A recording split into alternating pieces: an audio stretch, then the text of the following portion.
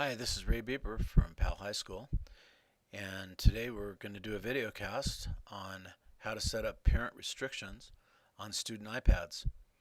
And this is our first time using ScreenFlow, so hopefully you'll enjoy our broadcast.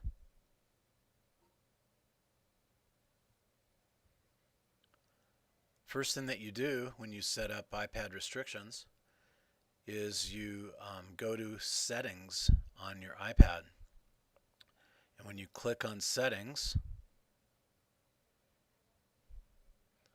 what you'll get is this screen, and you then click on General. You go to the General tab over here, and you will see that you'll have restrictions, and unless they've been set by your student, they should be off at this point.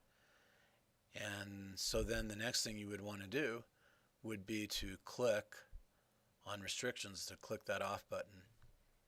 And when you do, what you'll get is a screen that will allow you to enable restrictions. And the first thing that you do is you click on Enable Restrictions. Once you do, you will then be asked to enter a passcode. It's a good idea that this is a passcode that your student doesn't know, because then you'll have the ability to set what they look at on their iPad, and they will not have that ability. So it'll ask you to enter this code twice, and again, I do recommend that you write this code down somewhere so you don't forget. After this, after you enable the restrictions, what you'll see is that you can turn on and off Safari, YouTube, Camera, FaceTime, iTunes, Ping. You can either turn on or off installing apps, and you can turn on or off deleting apps. So you can either give your students that ability, or you can prevent them from looking at any of these things. Today what we're going to focus on is allowing content. So what we're going to do is we're going to show you how to select the content that your student will be able to look at on their iPad. We notice here the ratings for the United States. You don't do anything with that. And the first thing that we're going to take a look at are the music and podcasts. And you'll notice that what is allowed right now are explicit music and podcasts. So what you do is you click on this explicit button, and when you do, you'll notice that it will give you a allow music and podcasts that are rated. Right now you have explicit selected.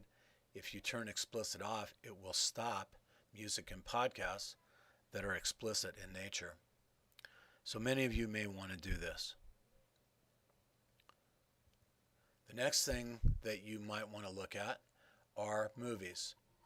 So you look down here at the movies, and right now it allows them to look at all movies, no matter what they're rated. So if you would like to restrict the movies that your student is allowed to look at, you click the All button.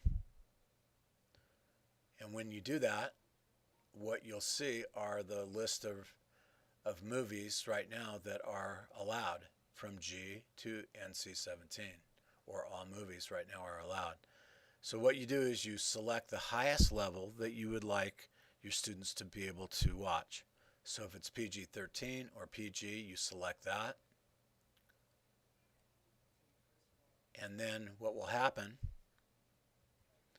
is that all the movies that are now restricted are going to be in red. So this student with this iPad would not be able to watch or download R-rated movies or NC-17 movies, but would be allowed to download G, PG, and PG-13. The next thing that you might look at are the TV shows, and again you do the same type of thing.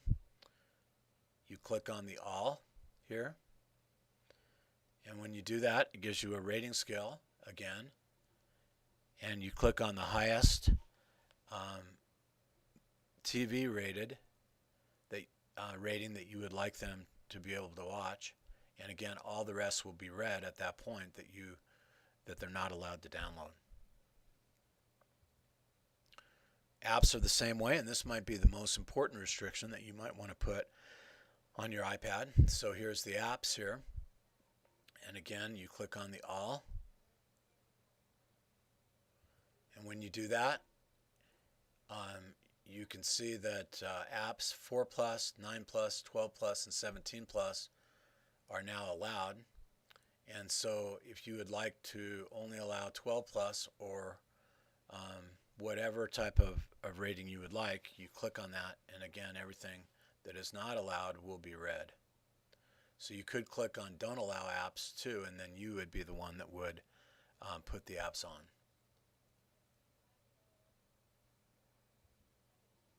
Some other things that you might check are in-app purchases, because some apps are free and then they have other purchases that are after that.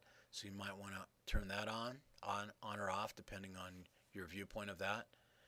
And then requiring a password is either 15 minutes or immediately. So you might want to deal with that.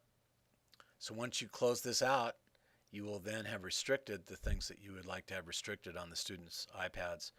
It might make life a little bit easier for your student.